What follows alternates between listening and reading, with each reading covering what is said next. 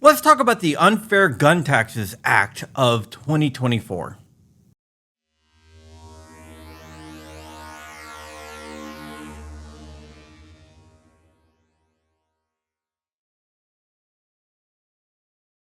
Good afternoon, Wolverines. Welcome back to John Crump News, where we discuss 2A almost every day. Today, we're going to be talking about a bill that's working its way through the Senate. It was introduced today by Ranking Foreign Relations Committee member and Republican from Idaho, James Risch. What this bill does, it prevents states and localities from adding sin taxes to firearms and ammunition. Right now, on the federal level, we have something called Pittman-Ross, which adds a 10% excise tax onto firearms and ammunition to pay for wildlife conservation stuff.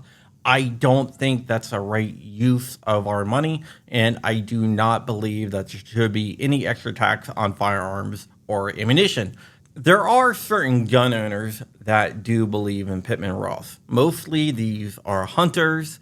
I am not one of these gun owners because I do not believe in directly taxing a right, and the right to bear arms is a constitutionally protected right. So I believe Pittman-Ross runs afoul of the Murdoch versus Pennsylvania decision, which was a court case that went to the Supreme Court, where the Supreme Court ruled that you cannot directly tax a constitutionally protected right. Now, no matter what you think of Pittman-Ross, the states are exploiting taxes to cut down on gun ownership by making guns expensive and making them unattainable for most people. For example, California has recently enacted a 11% tax on firearms and ammunition. That went into effect on July 1st. So if you buy a gun in California, you're going to have to pay an 11% excise tax to the state in order to own that gun, which I think is pathetic and really unconstitutional. California is taking the money raised through this sin tax and funneling it to anti-gun programs to try to take away your rights. So basically, every time you buy a gun in California, you're giving a little bit of money to the anti-gunners to violate your constitutionally protected rights, which I think is pathetic. But California isn't alone in this. There's other blue states that are planning on passing similar laws. For example, in Maryland, Maryland has a bill that would add an 11% excise tax, just like California, to any gun purchases within Maryland. In addition to Maryland, there's 8 other states with similar bills on the docket to be voted on by their legislatures. There's also 3 municipalities throughout the country that has similar excise taxes.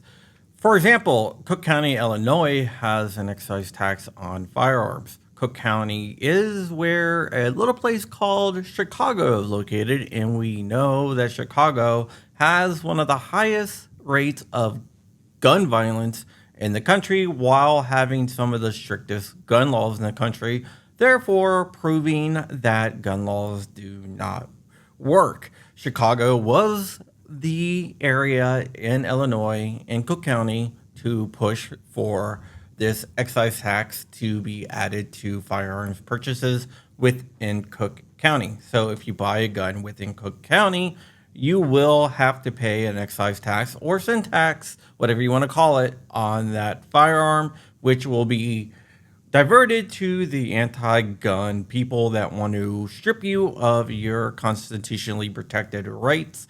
And it's just a big slush fund for these anti-gun politicians. The bill has 7 co-sponsors and has backing from the Congressional Sportsman Foundation, the National Shooting Sports Foundation, and the National Rifle Association.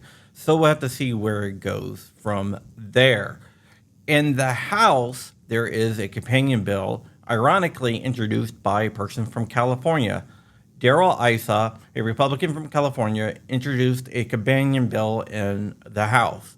Now, let's talk about the chances of this passing, and unfortunately, it's not looking too good. It doesn't look like it has enough support to make it through the Senate. The Senate, you need a supermajority to get anything passed, so you need 60 people to vote for it, and right now, there is not 60 people that are willing to vote for this bill. So it's going to fall short in the Senate. What the hope is to introduce this bill over and over and over again until you have that 60 member majority that you need to get it out of the Senate. And hopefully we'll have a Republican president at the time of it passing that will be willing to sign the bill. Because right now, if it passes like next week, which it's not even up for a vote next week, so that's not going to happen. That's just hypothetical. It would never get signed by the president. It will be vetoed, and there's definitely not enough people to override a veto.